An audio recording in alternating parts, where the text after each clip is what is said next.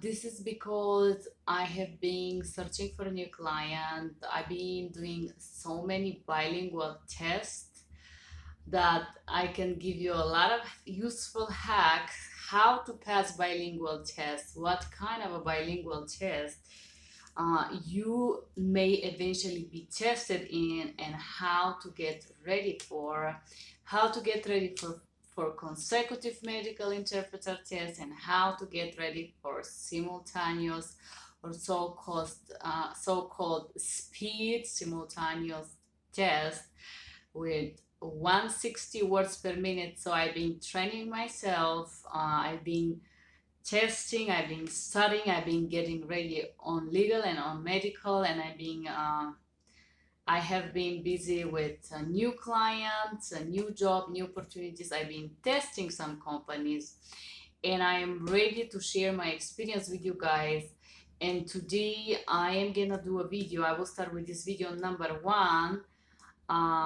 Before I start, please like, share, subscribe. And in this video number one, we're going to talk about how to become an interpreter for you guys that want to be an interpreter, for you guys that already speak 2, 3 or more languages and you wanna get in the field. One friend of mine from Europe asked me about this. Hi Agne, this video is also for you. And also Carmela, I believe is from Italy. Write a comment on my channel asking me about how to start working as an interpreter. And I have prepared here a few hacks for you, and I'm going to pass them by. So the number one thing that I want you guys to focus on and like put peace on your mind on, if you want to call it like that, do not try to studying and finding like more knowledge in those languages that you already know. Do not go to do some kind of a test or some kind of a more qualifications and thinking that this will eventually get you to that level.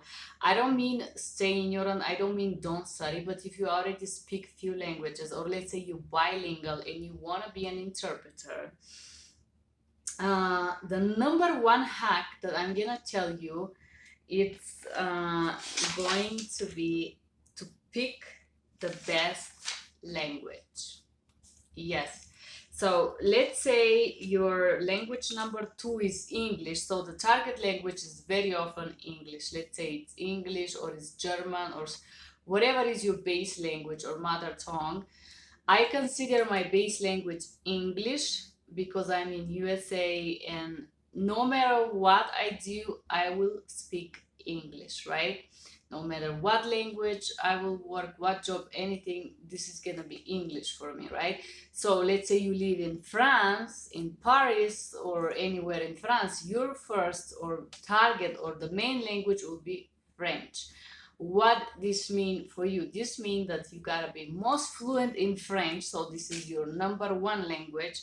Wherever you're located, wherever you're born, wherever you live in, wherever language you have been speaking the most for the last, let's say, few years, this is gonna be your language number one. And I will call this language base language because no matter what kind of job you're gonna get, you're gonna use this base language, right? And then the number 2 language, which is the main language that I want you to pick. Let's say you speak 3 or 4 more languages, right?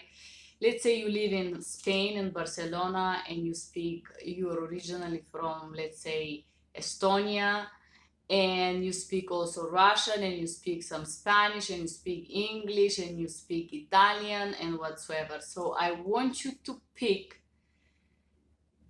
the target language that you're the strongest.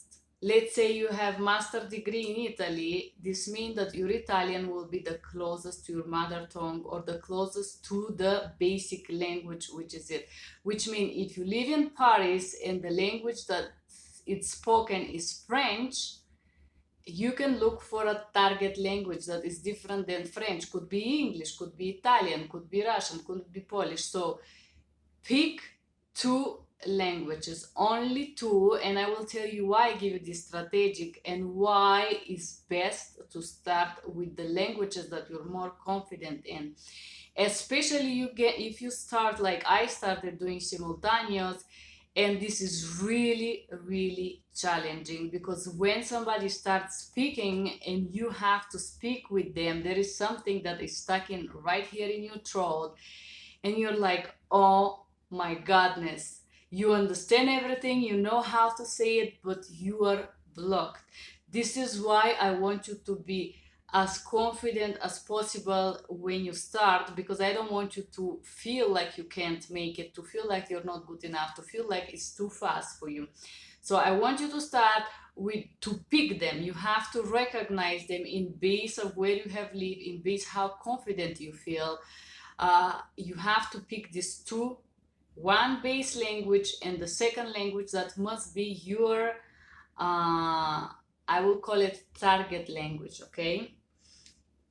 Once you pick these two languages, this one, rule number 2, do not pay for any classes, do not pay for any courses, certifications, anybody that will train you and tell you that you're not good enough and you gotta pay other $1,000, $2,000, $5,000, $10,000 to be more, I don't know, professional, not to make so much mistakes, all these kind of things. I don't say that these things are not useful. If you're rich and you have a lot of money, do it, please, why not? But if you want to work as an interpreter because you want to do money out of it, I will tell you these things are not necessary. Number three, you guys, stop waiting. I will tell you, there is a lot of people that can be a great interpreter because they're humble, patient, and they're great customer cares, but they're waiting to be the best, or to become the best, or become better, become more confident. Well, let me tell you, it's never gonna happen. If you wait to feel comfortable, if you wait to feel confident, you're never gonna make it. You're never gonna do this. Honestly, when I interpret for the first time, this was in the circus in Italy. They give me the mic and I told that I cannot say a word. I tried to say something and my throat was stuck. I say, there was a DJ on the behind, he put some music and he ordered me a shot, because it's not like I didn't speak English, I speak very well English, but when you see a lot of people, especially in conferences, even if you know perfectly, even if it's your mother tongue, you're gonna have this blockage of speaking. This is natural, and it's not because you don't know it, it's mainly mental thing, because you have to do it good, you know, you have to do it fast, because you're worried, because you don't have experience, because you're thinking what other people are gonna say about you, what people gonna think about you, are you going to do any mistakes, maybe you're not gonna make it so good, and all these kind of things. So your brain is busy with a lot of flashing things that are happening in your head, especially in conference. And trust me guys, if you do it in a trade fair as I did, there's so many distractions happening around you, lights, noises, music, performances. Let's say you go to the travel trade fair.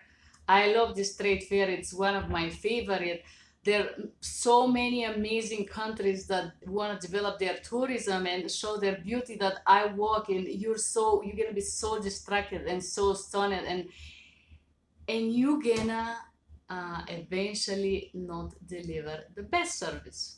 So having in mind that there will be a lot of distractions and you are not gonna be the best. Don't wait to be best, don't wait to feel comfortable, because this never gonna happen. You're not gonna be comfortable, and if you want to be comfortable, this job is not for you, because this job is if you want to learn, and learning is not a comfortable process, because include to admit to yourself that you don't know a lot of things. Me working as a simultaneous interpreter in North Italy really learned me a lot. I was student, I was taught so much, because I learned every day. I was interpreting government to government, business to business, and trust me, every day there was so many words and new things that I didn't know, like in ecology, in biochemistry, in if introdynamic combustible process of waste elaboration and how the community do that. I mean, there's so much things that you're not gonna know and you're not gonna be ready for, that if you wanna be afraid and if you wanna be ready, you're never gonna do it. So go with the idea that I went with the idea that I am a terrible interpreter, and I learned from it because I was not afraid to ask if I don't know, right? So do not wait for being best or comfortable or confident. Don't wait. So this is things not to do. What to do? The number one thing, and I know all of you guys will eventually, if you want to comment about your experience and if you want to comment about how do you become an interpreter, I will be so grateful. I'm really curious, guys. Just write me a comment right below and tell me what was your experience and how come that you become an interpreter. Was it a dream? Was something that you tried? How exactly this thing happened for you? So number one thing that I will tell you, just do it. What I mean by this is, as I said, the first few steps, don't wait to be perfect, and then do it. What I mean by do it. The great process and the great way to learn doing this job is by doing it. And I mean doing it, I started doing it very intensively. Of course, first 2 years I was in the circus and it was just for fun. The money were really little. I didn't care about the money. It was so much fun. And I really enjoyed it. I never was thinking to do it for money. And then I was invited to another event from this trade fair in Italy. It's called Pala Congressi di Rimini. And there was a European cheerleading, cheer dancing places where I started interpreting for a few days, and then they invited me to interpret in business meetings. So trust me, guys, these kind of tips that I'm giving you, they are working, okay? So how to do learning by doing if you don't have experience? Let's think about it. Let's brainstorm. Okay, the best way to do this is volunteer. I know here in America I have been trying to find companies to volunteer, especially in abuse centers, and I don't know, for some reason nobody answered me. I give my phone to police, to many organizations in case they need an interpreter, and I offer to volunteer because there is these cases that I do like to volunteer. But nobody ever called me back. So if you are watching this video and if you want to have an interpreter who volunteer and you're located in America, and I'm talking specifically if you're working in survival of a female domestic violence, abuse, rape, and so on, I am happy to provide my services for free, guys. So if you work in any of those kinds of organizations, please feel free to contact me. I'm passionate and I'm happy to provide a little bit of help once in a while for free. To you interpreters that watch, why I will advise you to provide your services for free. I know some of you will be really angry with me and they will be like really upset, and how dare you advise me to provide services for free when I wanna start working as an interpreter. First of all, just because you don't have an experience, these opportunities to voluntarily interpret for some kind of an event will open you opportunities or doors to meet people and let's say get some connection, if I want to say like that, or put yourself out there. Every time that I do volunteer, though, I require them to write me reference. Yes, because yes, you do work for free, but if you have this reference, your resume is look more serious.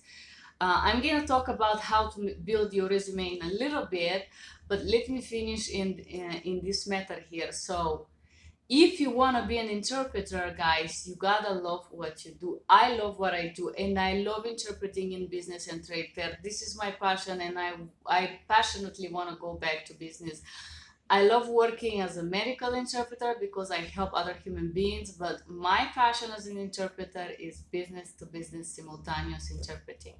So if you do need an interpreter for your business, don't hesitate to call me. Bulgarian, Italian, Russian, Macedonian, and English. I will be more than happy to travel to your business meeting, to your Zoom meeting, or anywhere else you need me on the world.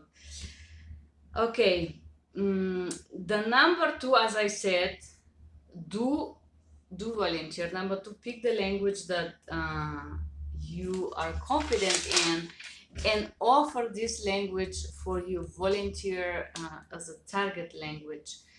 As I talk about no experience, nobody will hire you. Well, let me tell you something about that. Trust me and trust me and trust me on this. No matter if you're in Italy and you believe that America have higher standards and it's so hard to do this job here because the standards are so high and all this.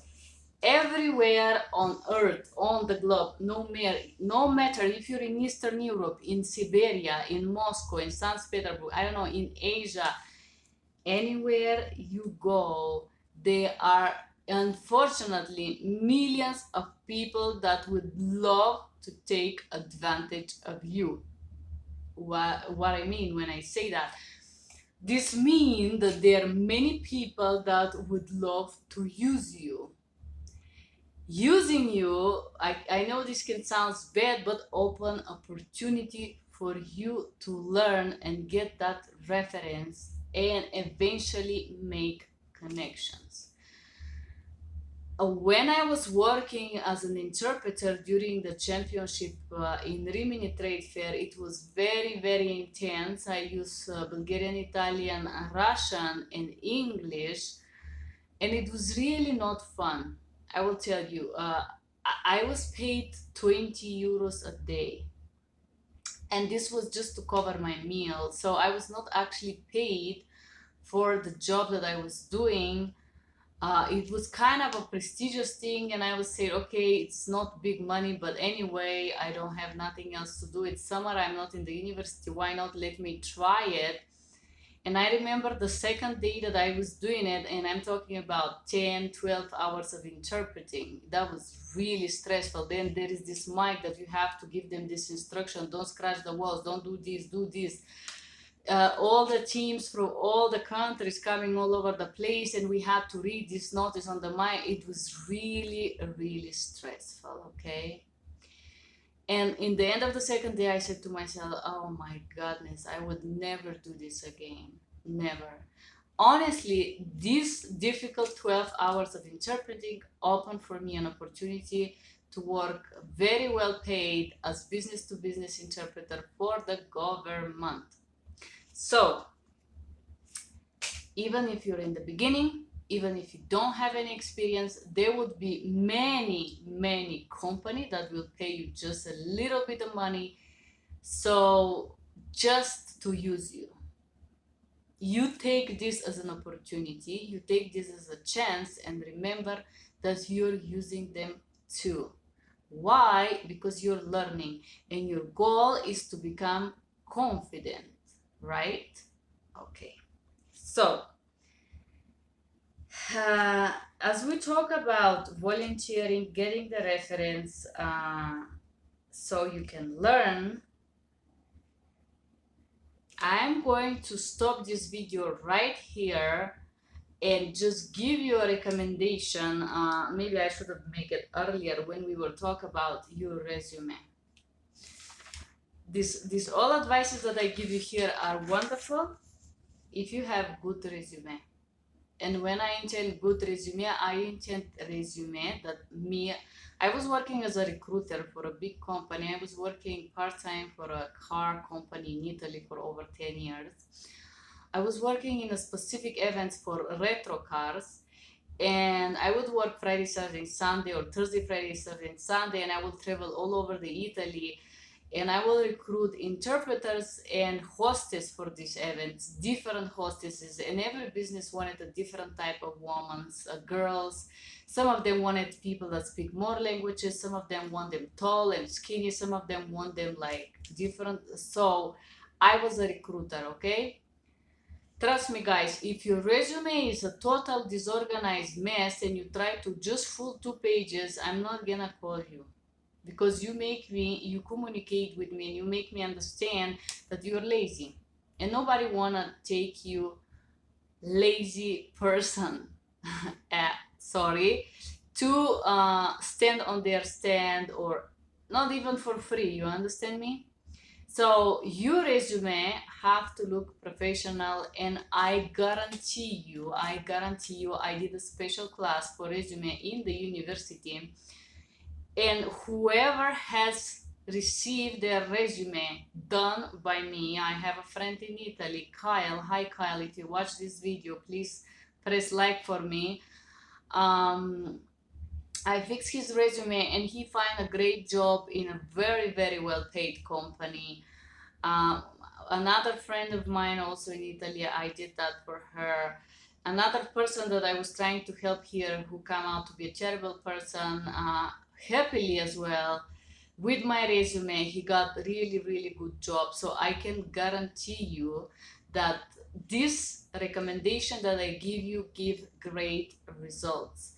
So if you want to know how to do resume, click on this description box, and there is this video approximately 20 minutes that describes to you what information you need to include, how you need to organize it, what is important to put and what is not, and how to look professional on paper, and also how to be personal, because your resume doesn't have to be copy and paste from Euro resume or online resume or anything like that, but must look professional. There is videos in Italian. I think there is one in Italian, you can click there, and there is one in English. You can also click and try to find it. I will also leave the link on the description box below. The resume, it's your green light number one. If you do have a good resume, you are going to have somebody that will call you and eventually give you your first shot. Said that, thank you for being here, thank you for liking, sharing, subscribing. I hope you have a wonderful day. This was everything from Denver, Colorado. Bye bye.